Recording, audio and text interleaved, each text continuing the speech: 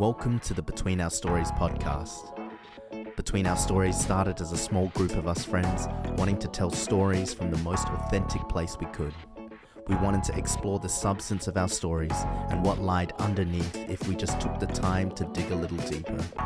As we started to explore what this means, we found that there are others that were also on this journey too. Our invitation for you is to join us to dig a little deeper and see what our own stories are offering to us and how our experiences overlap and give rise to the space of the in-between. Thanks for joining us as we explore the spaces between our stories.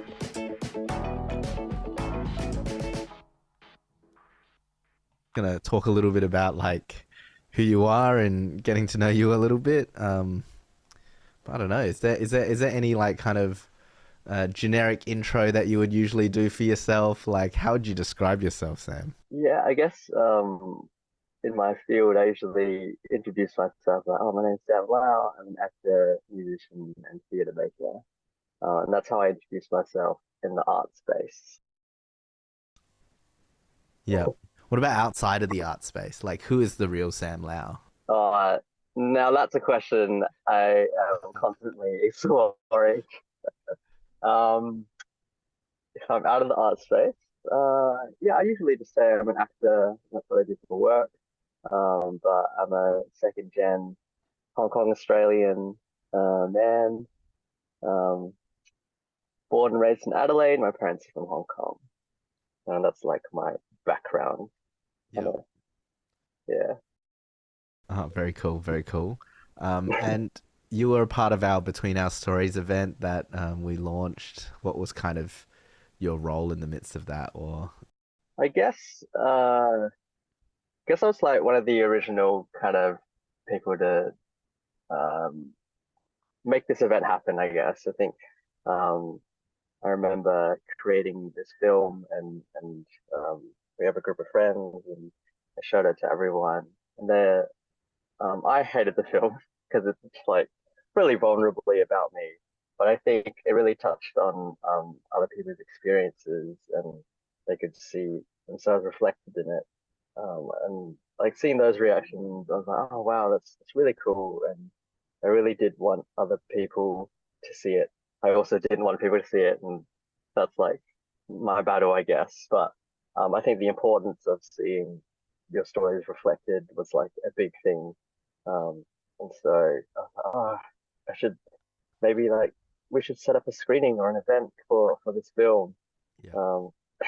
But then it's like a 6 minute 20-second film, and we didn't want like 200 people to be in the cinema for 6 minutes. And so I think, yeah, that kind of birthed this event of like, let's try to get all these different films together and live performances and just to spark like, yeah, a conversation about the experiences of being Asian Australian. Yeah. Yeah.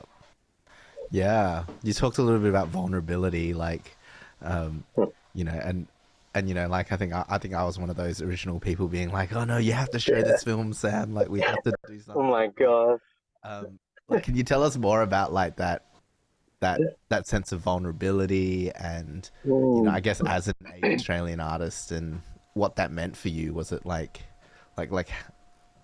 yeah, Mm. unpack that for us a little bit. God. It's like, it's super confronting, but so much of my work has been um, putting like being really vulnerable in front of strangers or people, Yeah. and putting that onto like the screen on stage, and Yeah.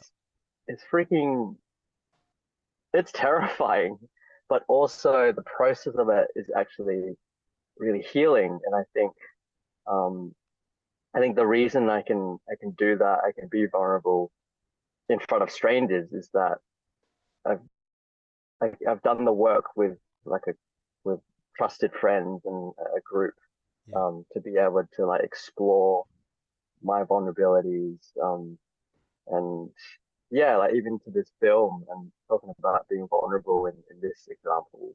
um I think at the beginning we were trying to make a film that was just so broad and so Yeah. uh just like not specific. It tried to hit every kind of aspect, and it was just really um not right, and I think, um, but through our process, like we got together and we just talked about our experiences. I had like I developed, at least started to develop a language to be able to explore my own experiences and how I felt these ways, and that gave me the language to create a piece of written, a spoken word poem kind of thing, Yeah. which was really just for me, um, Yeah. and that I really didn't want to show anyone else. Yeah. But when we had the first kind of version of the work, and it was like, this is horrible. We got to start from scratch. And then Yeah. where do we start from? I was like, oh, I had this poem. Maybe this would inspire us or something. And so when Yeah. you read it, it was like, well, I think this is. There was a push to be like, I think we should make this the project. Yeah. And I was like, no, please, no. Yeah, there's like a little bit of a process there in terms of like, something that you brought almost as like a sense of research for us to look at the thing, like, Mm, and then yeah, coming, I don't know, can you talk us through some of that? Like what, yeah. like what the difference between like art and research and, like this connection between like the stuff you were looking at in your own story and how that actually came out as something creative or It's really blending of the two, I think, of like creative and also looking and reflective, like a purely creative process, imaginative world building to a reflective kind of reflecting on your own experiences. And I guess in all kind of art, you always bring your own experiences and stuff. But for this project, it was really like, I think, uh, we just really owned on like, this is my story. yeah, And I was really like self-conscious about creating a bit of work that was just purely of my story, but I think the specificity is what was important. And not everyone's gonna relate to my story, but that's true of everyone. Everyone's got their own story and their own specific story, and I think that was the point. Um, yeah, and people will be able to resonate and find the dissonance in my story, and but it's all part of the conversation, um, about what you resonate with and what you don't. But yeah, it was just really vulnerable to make that step, yeah, to like to be like, okay, let's do this. Um, and it was really made a lot easier because I think other people saw it and believed in it. mm, Yeah, which helped me a lot. yeah. Yeah, so what was that process like? Because I know that, like, before this Mm, project, you were starting to explore some of that Asian Australian stuff. Like, it came out a little bit in some of, I think, your other work, but then, yeah, and then post this, you've had some other work that's kind of dabbled in this area as well. But then you've also done just like random projects that's kind of not connected to the Asian Australian stuff as well. Like, what's been your like mm, creative process? Like, how has that shifted? Is that still a big part of what you're doing, or yeah, how do yeah, you see yourself as definitely. an artist now? I think that from the beginning of the project was when I kind of just got out of graduated from drama school. I just finished acting school, um, and I was like ready to work. I was kind of on fire and kind of passionate, and I wanted to create Yeah, something. But also, uh, drama school is such a weird place, and they're always telling you like you should know yourself in the school, and but they kind of yeah, do like break you down to build you up again. yeah, But also being like the only person of color in my cohort, I'm trying to fit myself into like the kind of like the European canon of uh, plays and theater and works, and it's just yeah, really hard. I guess I found myself like trying to fit myself, but it was only until I got out of that kind of institution and started working with other people, um, that I kind of like, well, it sounds wanky, but like I kind of found myself. But I had to find my people first to do that. yeah. Hmm. And that was the process of this work was like, I really want to create something. And I know I have a lot of friends that are also Asian Australian, but also really creative, who also dabble in these things. And I went to them, each of them, and I was like, "Hey, do you feel the same things that I do?" Yeah. Um, and they were all like, I do. I feel these things." Yeah. And I think that like that was the birth of like coming together and then having the sessions which you led, to be able to like develop that language of interrogation and reflecting on our own stories. And that was like, yeah, that was like a big instrumental moment of, yeah, like not only my artistic career, but of like my life of in terms of knowing myself and reconciling where I am, in my relationships with my family and in myself as well. Yeah. And so I've definitely taken that with me, taken that into the short film. I've now taken that further into the works that I'm like even currently now developing. Yeah. They're like, yeah, like further, they always inform, yeah, that event, I guess, or process really keeps informing Mm. my work, um, explicitly or not, or but it's always there. Yeah. Yeah, there's a question there I want to ask about like future and where Sam's going, but I might hold that for a second Yeah. and like kind of like I want to plug back into this like origin story type thing, you know? Mm, Like we've talked about like in kind of our circles around like Asian Australian representation and what does that mean for a younger person? Like what was like mm, what was that like for you thinking, you know, say 10 years ago, you know, like pre-representation? I know that you've done kind of drama stuff in school and that was something, mm, and then you went off and did physio and you kind of came back to uh, this yeah, thing. Like how do you perceive of yourself like now looking back, like you know, yeah. now Sam Lau looking back at little Sam Lau, um, Uh, like what? it's really, I think looking back, it's really humbling, I guess. I think as a kid, if I saw what I'm doing now, I think I'd be like so excited and I would be able to believe it. I'd be like, oh, I get to do this when I'm older. Yeah. And I think because when I was a kid, I think deep down I had those dreams and aspirations. Um, but I never thought it was ever real or like I could ever do it or it was even a choice. And so that's why I went to university afterwards and I studied, yeah, physio, and I did it for like 3 years um and it was like I remember in year 12, like at the end, like thinking about what to do, and even like talking to my dad about it, um, Mm-hmm. and just like, oh yeah, I did drama all the way up to year 12, and I remember saying like, I really love doing drama. I wonder, like, not kind of like saying I want to be an actor, but kind of like giving those like, little hints of like, that'd be really cool to be an actor kind of Yeah. thing, and I guess it's kind of my dream. And Dad kind of replied, which was really profound, even at that time. And Yeah. he said something along the lines of like, "If you have a dream, then you should go for it." Yeah. And that really hit me. And I was like, "Wow, that's you pretty much giving me your blessing to do this, right?" Yeah. Um, but then I took that and I heard that. Um, but I was my own worst enemy. I was like, "Nah, Yeah. this is this is fantasy. I can't do this. Like, this is not what you do." I even I had like the blessing right there in front of me, and Yeah. I still didn't take the dive, I guess. And so I was like, yeah, I think I'll do physio. I didn't even like want to do physio. I always wanted to do like psychology, and then it was like, oh yeah, it's a better job prospect to do be a physio. So I Yeah. was like, yeah, why not? It's pretty good job security, that kind of stuff. Yeah. But yeah, I never hated doing physio, and I had really good memories doing it. But I think the biggest thing was that in my third year when I was really struggling was the fact that damn, I never gave myself the chance to even try, and that's what really got me.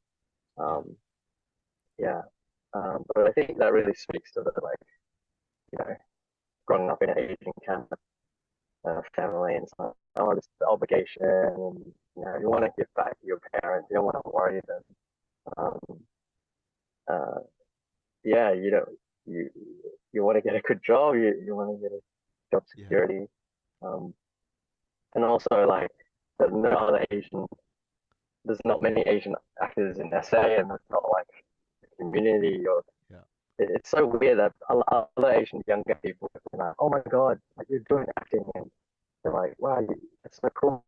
I wish I could do that. Or like, oh, I would never be able to do that. Oh, I can Yeah. do that. And it's kind of sad that I'm only one of the few people that I know. Yeah, that's definitely a huge part of it. I think it's already like it's already a really hard decision to decide and jump into deciding to want to do something artistic or creative. That's already like a tough decision. But I think for like people of color, or for Asian Australians, it's just harder. And there's added factors, and I think there's more of a boundary to be able to do that. Um, and yeah, definitely like not having a community with you or like other people that you can kind of ask or talk to. That there are very few, and they're not interconnected, and there's not a community.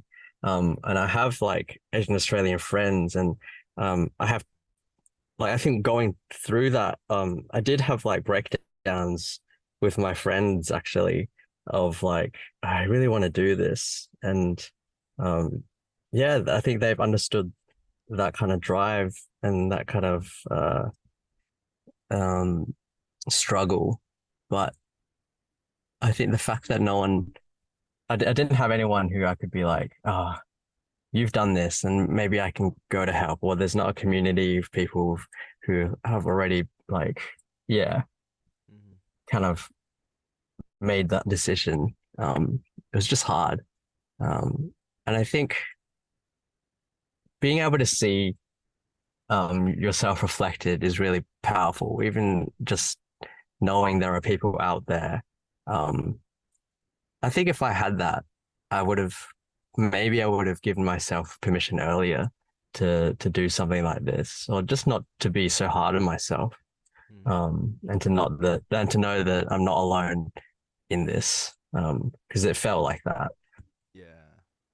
Yeah. Even to Uh, make the choice, that was like, oh shit, here we go. Like I've got to do this and there's no one else. Um, so making the choice was hard, and even going through the process, there's also um yeah, difficult things if you don't have like a community or your kind of people, I guess. yeah. Yeah. Do you still find that like now? Like I imagine that you've met some people along the way, a few people, but um, I imagine it's still, uh, you would still see the Yeah, frustration in definitely. it. There are definitely environments where I'm like, whoa, I feel super um really relaxed and like, wow, I feel like my opinion like matters. Not that it doesn't in other spaces, but like it's just like a little, it's subtle, but it's there and I feel it when I'm in other spaces and maybe it is um less diverse or something. There's something about like your voice and taking up space. Um and it feel that like taking up space thing is really, you feel it. And it's a hard thing to explain, but um, when you're the only person of color or the only person of this like of a marginalized community, you become like the conduit for your whole community, and you feel like you've got to uh hold all of that, um, Yeah. which is kind of crap. Um, Mm. and yeah, sometimes you kind of like, oh, you feel like you don't have the space or you don't want to take up too much space or something. Um, and that's difficult to like navigate, especially in the arts, I think. And Yeah. as a young kind of creative, and you want to prove yourself, but you don't want to come across too much. And there's all those different factors, and you're like, what the hell am I doing? Yeah. That's just me. Yeah. Maybe there's like an Asian humility Yeah, in that as definitely. well. Like, oh, it's like if they're older than me as well. No, my gosh. Yeah. Yeah. Yeah. Taking up space. Mm. That's an interesting, I think to explore. Well, like just with like the last couple of minutes, like before we wrap up, like I kind of want to go back to this question of like, you know, what's coming up for Sam? Where's, you know, where's your creativity leading you?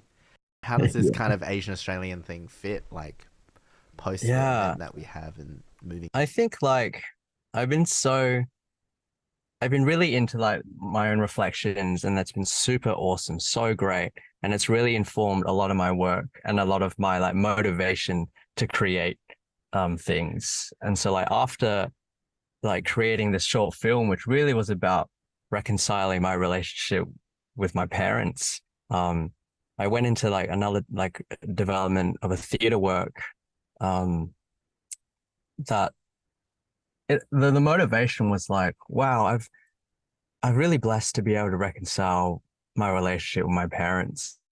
And then, but still this kind of filial piety thing concept kind of still looms over me. And then I thought about like, well, what about, you know, my parents' parents and my grandparents, and their parents and all their brothers and sisters and all that, and it kept going back. And I was like, how far do I, does filial piety go? And I've never really had a relationship with my extended family because it's only been my mom and dad and brothers in Australia. So I only grew up with that. So I never really had a relationship. But then after like creating that work, I felt this urge to be like, oh, I need to like recapture or like reconnect with my culture in that way for some reason. And those questions of like, why now? And they're all like questions, and they're all unanswered and they're all there. But that is really what fueled the work. But now it's really, the work has kind of changed. I've been operating in this like really reflective mode, and trying to like find the answers, I guess, in a way. But I think art isn't about finding the answers. It poses the question. When you go out of it, you discuss about it. But I've begun to like focus more, but less on like that reflection and being like, oh, why do I feel this way? And just going with like the feeling, or like, I'm just going to create, I think, create scenes instead of creating a TED talk kind of thing. And just, I think people, when audience sees that, they're not being fed it. They will intuit the meaning themselves. And I think sometimes that's more powerful and more effective.